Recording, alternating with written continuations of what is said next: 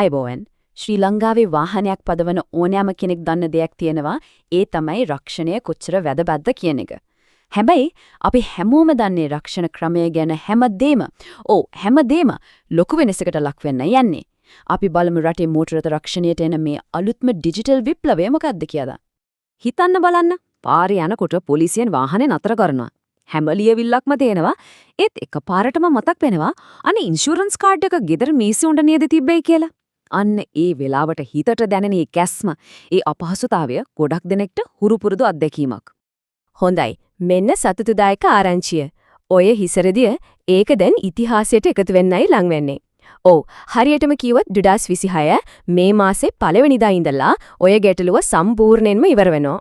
හරි එහෙනම් අපි බලමු මේකේ ඇතුළටම ගිහින් මොකක්ද මේ කියලා නව ඩිජිටල් රක්ෂණ ක්‍රමය කියන්නේ. අර අතේ තියන්න යන ප්ලාස්ටික් කාඩ්පත් වලට සමු දෙනවා කියන එකේ ඇත්ත තේරුම මොකක්ද? හොඳටම මතක තියාගන්න මේක ෆෝන් එකේ තියෙන ඇප් එකක්වත් ඩවුන්ලෝඩ් කරගත්ත ෆයිල් එකක්වත් නෙමෙයි.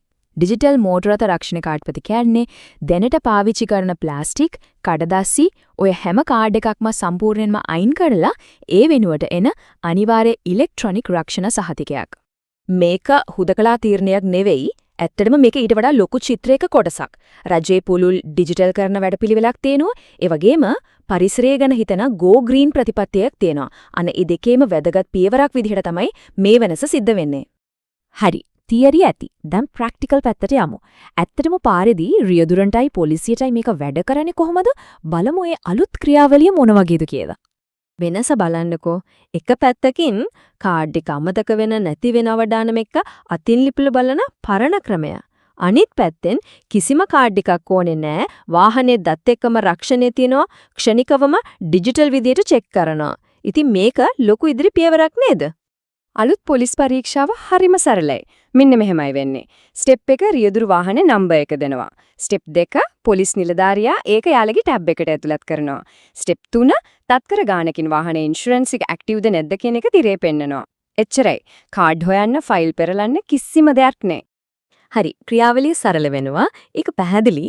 ඒත් පහසු විතරමද? නෑ. මේ වෙනස ඇත්තටම වැදගත් වෙන්න හේතු තියෙනවා. අපි බලමු ප්‍රධානම වාසි 3ක් ගැන. පළවෙනි සහ සමහර විට හැමෝටම වෙඩියෙම දැනෙන වාසිය තමයි පහසුව. ඇත්තටම මේක ලොකු පහසුවක්. හිතන්නකෝ.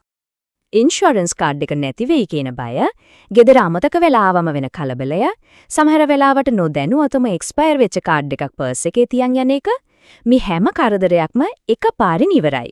දෙවලි වාසිය මේක තනි පුබ්දිලයකට වඩා මුළු පද්ධතියටම වැදගත් දෙයක්. ඒ තමයි ව්‍යාජ ඒ කියන්නේ හොර ඉන්ෂුරන්ස් සහතික පාවිච්චි කරන එක නවතින එක. මේක ගැන සඳහන් වෙන තැනක මෙහෙම කියනවා ඩිජිටල් පද්ධතිය හරහා දත්ත ඍජුවම පරීක්ෂා කරන නිසා හොර රක්ෂණ සහතික ඉදිරිපත් කරන්න තියෙන ඊට සම්පූර්ණයෙන්ම වැහිලා යනවා. ඒ කියන්නේ සිස්ටම් එකෙන්ම කෙලින්ම චෙක් කරන නිසා බොරු කරන්න තියෙන ඉඩක්තරම නැති වෙලාම යනවා. තුන්වෙනි වාසිය. මේක අපි හැමෝටම පොදුවේ බලපාන දෙයක්. ඒ තමයි පරිසරයට වෙන සේවය. මේක පොඩි දෙයක් නෙවෙයි. හිතන්නු හැම අවුරුද්දකම අච්චු ගහන ප්ලාස්ටික් කාඩ්පත් මිලියන ගාණක්. ඒ ඔක්කොම හදන එක, ඊට පස්සේ ඒක අපද්‍රව්‍යයක් වෙන එක, මේ හැමදේම මේ අලුත් ක්‍රමයේ නිසා එකපාරටම නතර වෙනවා. ඉතින් ඒක පරිසරයට කොච්චර ලොකු දෙයක්ද? ඉතින් මේ වාසිය ඔක්කොමත් එක්ක තේරුම් ගන්න ඕනේ වැදගත්ම දේ තමයි මේක නිකම්ම යෝජනාවක් නෙවෙයි කියන එක. මේක පිටිපස්සේ තියෙන නිලතොරතුරු සහ නීතියම පසුබිම ගන්න අපි මතක තියාගන්න ඕන කරුණු ටිකක් බලමු. මෙන්න විස්තර.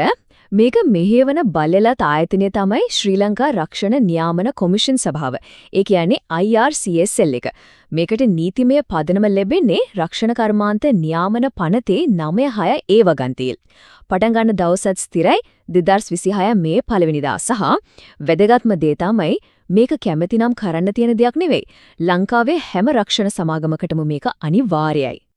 ඉතින් මේ කතා කරපු හැම දෙයකින්ම මතක තියාගන්න ඕනේ එකම සරලම දේ තමයි මේ. 2026 මේ 1 වෙනිදා ඉඳලා වාහනේ නම්බර එක තමයි ඉන්ෂුරන්ස් එකේ සාක්ෂිය. එච්චර සරලයි. රක්ෂණ ක්ෂේත්‍රය ගන්න මේ දැවැන්ත ඩිජිටල් පිම්ම අපි හැමෝගෙම හිතේ එක ප්‍රශ්නයක් ඉතිරි කරනවා. ශ්‍රී ලංකාවේ ඊළඟට මේ වගේ ඩිජිටල් විප්ලවයක් දකින්න ලැබෙන්නේ කුමන ක්ෂේත්‍රයෙන් වෙන්න ඇත?